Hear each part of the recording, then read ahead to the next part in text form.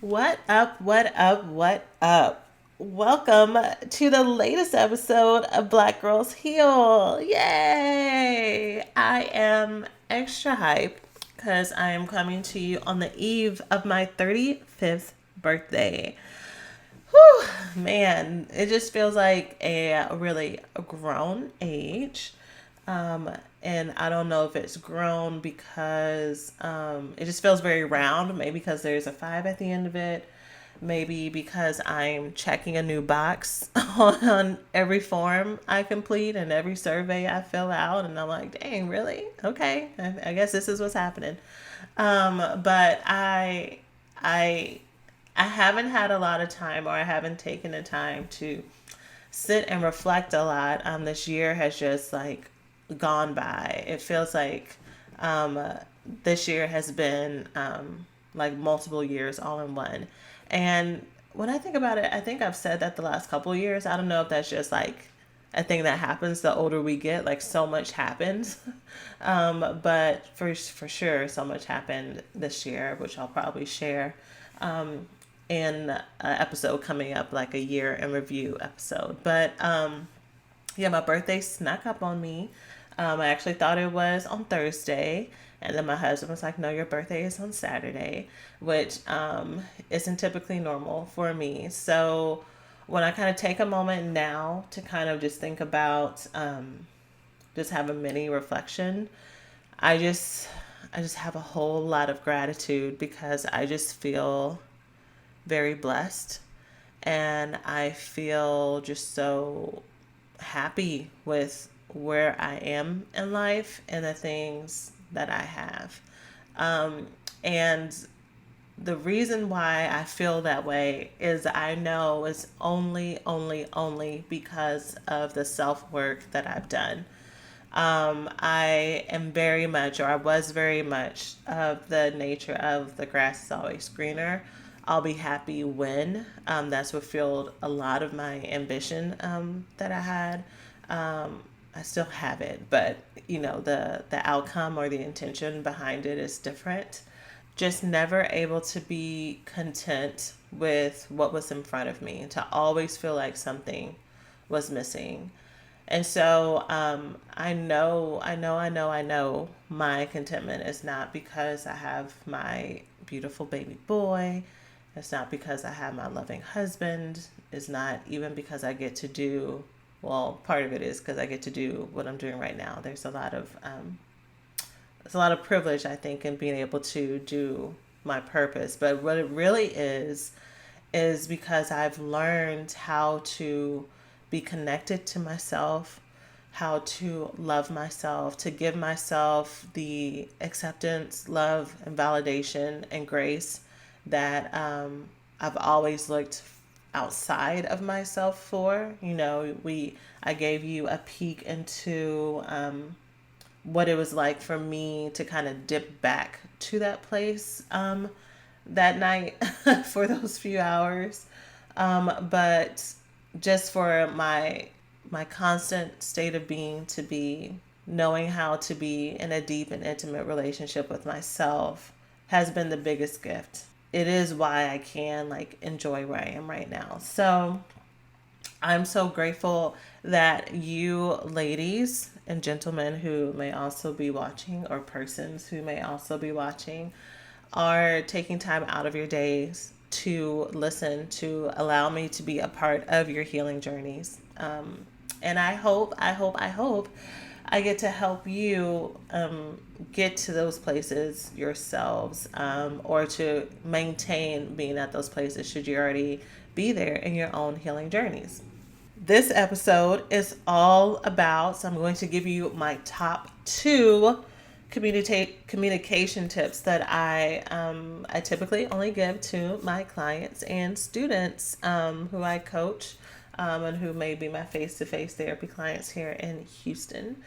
These may be things you already know. These may be things you're already implementing. These may be things that you're like, ooh, top two tips. And then I tell them to you and you're like, I expected more. But when I tell you these top two things will change your relationships with other people. They will change how you show up with them and within yourself.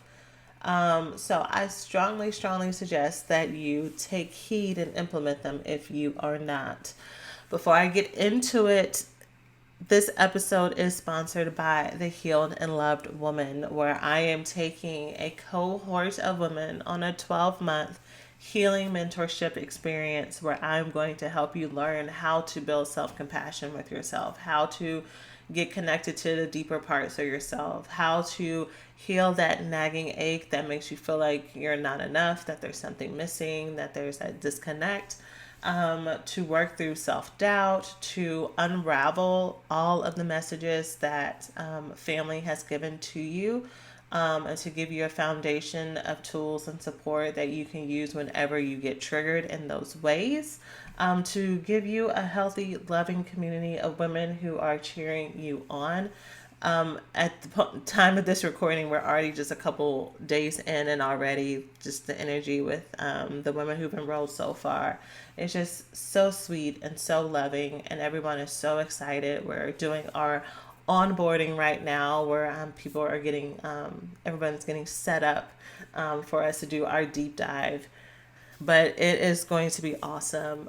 Those of us who have struggled with our emotions and managing sadness, managing anger, even managing some anxiety, learning how to tolerate distress, learning how to get present in our body. Some of us, I could ask you, how do you feel? And it's always kind of like, I'm okay. You don't really feel much of anything. Teaching you how to do your own body work and really engage in this self-healing process. I've created Black Girls Heal for a couple of reasons, even though I'm a therapist. And I just truly, truly believe that therapy is needed and therapy is amazing. And I don't see myself not being a therapist one day. Maybe. I don't know. Conversation for a different day. But I think that there is a true, true need for women and people to know how to continue the healing process, even outside of the therapy room. And I think what happens within those 45 to 50 or even 90-minute sessions that you may have with your person is transformative. And there are so many things that happen and trigger you outside of that office, or the park, or wherever you have your sessions at with your person, if you are in therapy, that you need support with. Like, you need to know, what do I do in this situation? You need to know, how do I get to the other side? And this is what this is. This helps equip us for our self-love journeys. So I would love for you to join me. You can join me by going to thehealedandlovedwoman.com. Don't forget the "the" at the beginning, thehealedandlovedwoman.com. And you can still enroll, and there's multiple levels to make it accessible to everyone. I'm extending the doors to be open a little bit longer because it is the holidays, and because this is a long-term experience. I want to give women time to get your coins together and come and join me. So there's that. So let's go ahead and dig into my 2 tips. The first one is all about technology. So, in this day and age, we communicate via our phones, via text, via DMs, of course, via email, and it can sometimes be our primary mode of communication versus face-to-face or even phone calls. We prefer written text. It's easier, it's more convenient, versus us needing to take the energy to be in relationship with someone, true, tangible, intimate relationship, and hear their voice and see their face and all of that. It's more convenient to just send that message and roll over and keep watching Netflix or keep scrolling, right? But that gets us in trouble whenever we are in conflict, whenever things are tense. And so my first tip is that you never, ever, ever send angry texts or messages. That you have a core rule that if you have a problem, that you will call them on the phone or wait to see them face to face.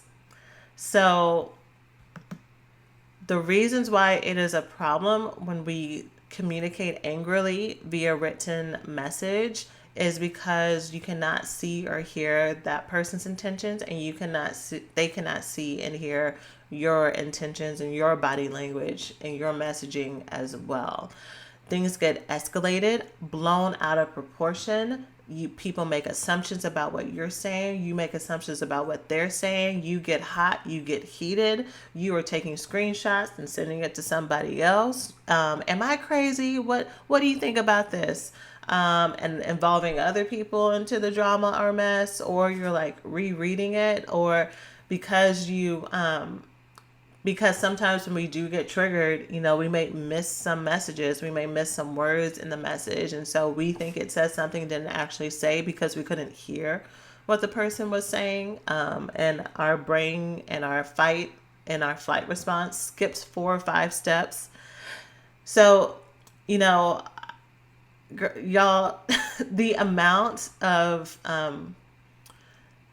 pages of text, of messages that I've helped my clients kind of like work through is ridiculous. And then when we talk about, what happened whenever you talk to them, if they talk to them, let's say that they did, then like it's easily rectified within like the first 30 to 45 seconds of the call, because that's what was needed. So here's what I mean, or here's how to apply this in a practical form. Basically, you can keep in mind a rule that if I have any emotional message that I want to communicate to someone, and the message is becoming more than 3 to 4 sentences, I need to either pick up the phone and call them, or I need to wait to see them face to face. Okay? Because that means that there is a lot of content. There is a lot of things that you need to process and that you need to be heard. You are going into your fight response if you're typing pages and pages of text.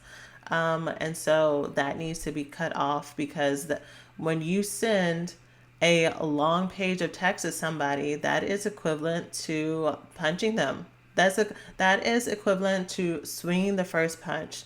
Because then that person's like, oh, we send in page text now? Okay, I got you. And then they are going to respond either in kind, or they are going to ignore you, which is another way of kind of shooting an uppercut. Because then you'll be like, oh, so you're not going to respond, or you're just going to say okay, which like makes you more upset. Like it's a vicious cycle. Some of you may even be getting like hyped up listening to me say it. I'm getting hyped up myself, and I don't even have any like examples, like any personal examples, but like it's just part of what happens, right? So if you notice that you're starting to send this long message, or if someone has sent you a page of text, my suggestion is that you say, hey, can we talk about this over the phone? Can I call you? If he or she either sends another page of text, don't read that, because you are going to get really upset. Just say, I'd rather talk about this over the phone, so that we can hear each other. I didn't read that last text message.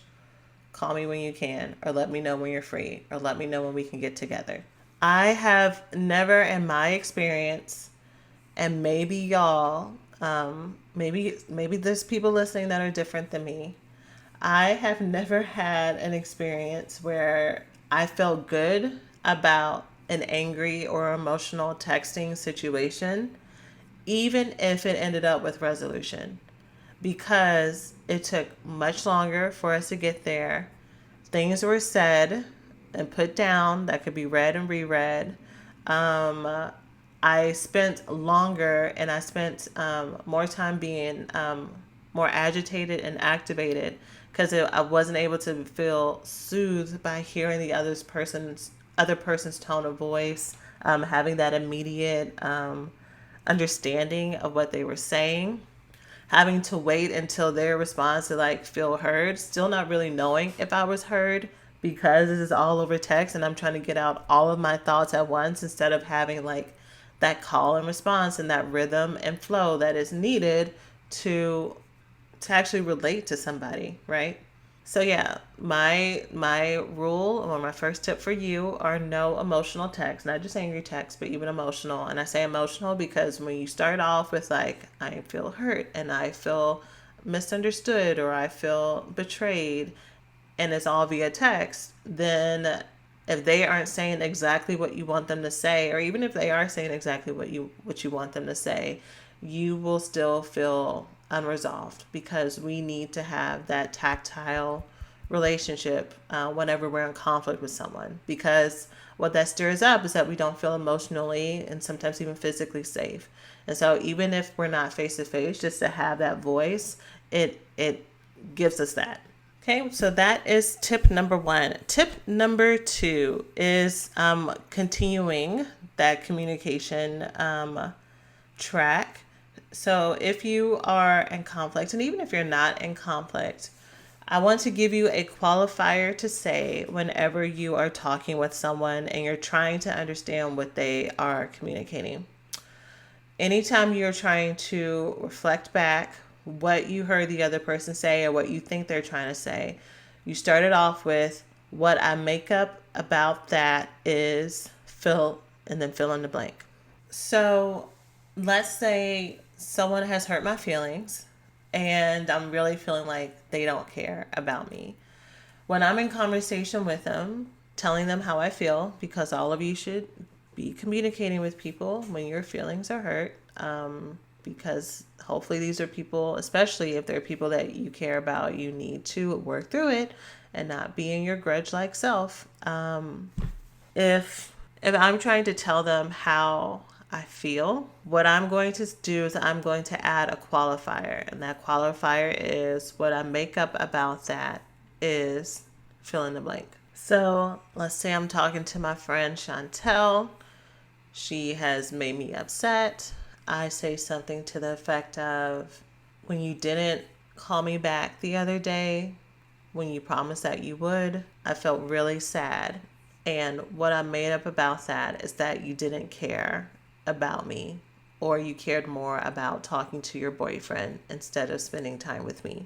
The what I make up about that is your way of telling them the assumptions that you're making about their intentions in the situation, why they did what they did, the impact of what happened on their end or on your end. But you're doing it in a way where you are acknowledging that you're making this stuff up. So often what happens in our conflicts with people is we tell what our assumptions and our interpretations are about what the other person said and did as fact, right? There's no space for us saying like, this could totally all be me. I'm owning my part, so that the other person feels free to clarify whether or not that is true, that they really just wanted to spend time with their boyfriend that day, whether or not they really don't care and have been feeling some kind of way about your relationship and friendship and they were intentionally not answering the phone, or whether or not that's not true at all and it really was just like a scheduling conflict or something like that. Whenever we are in communication with someone and we are telling them this is how you feel and I know that this is how you feel, and we're doing like this mind reading thing, it automatically puts someone on the offense. And you might not be trying to like go there or like start a conflict with someone. You could just honestly be trying to like, I'm just trying to share how I feel. And then the other person explodes or escalates, and then it could unintentionally validate your original fears. Or like, well, this is why I don't tell people things, because they get really upset. Well, that's because you just told them that you think that they're a horrible person, and that's what they hear. That might not be the words that you said, but they heard you say that they are a horrible person and they are reacting to that, versus you saying what I make up about why this happened or what you were thinking or what was going on around it is this. Is that true? And what's really great about that qualifier is you don't always have to say, is that true? It is good practice if you do say, is that true? If we were working together with me coaching you, I would help you do that to have those really positive communication skills. But this is a good place to start. So I would love for you, especially during this holiday season where you may be getting more and more triggered, for you to say what I make up about that is, and then whatever it is you're making up. Sometimes it really feels like what is an assumption and what is not fact is truth. And that's where a lot of us get stuck in at. We get stuck in our I'm triggered and this is painful, and I'm going to go back to what I know is true about the world and what is true about other people. So this isn't an opinion, so I'm not going to qualify it. And so that's where our healing work really comes into play at, because some of us have a skewed perspective of the world. We have a skewed perspective of how other people see us, about how we actually are, about some entitlement some of us may feel, about some victim stance that some of us may feel, the woe is me or everybody's against me. And then on the other side, some of us think we are very intuitive and that we are very aware, when really we are just very arrogant. And we are and we're that way because of some unhealthy messages that we got before. So all this can be learned and unlearned so that you can have better relationships. And you have them by having a better relationship with yourself first. We are our missing keys. We are our own North Stars. So use these tips to start to guide yourself on a healthy path, or course correct, or keep doing what you're already doing. So that's it for this episode.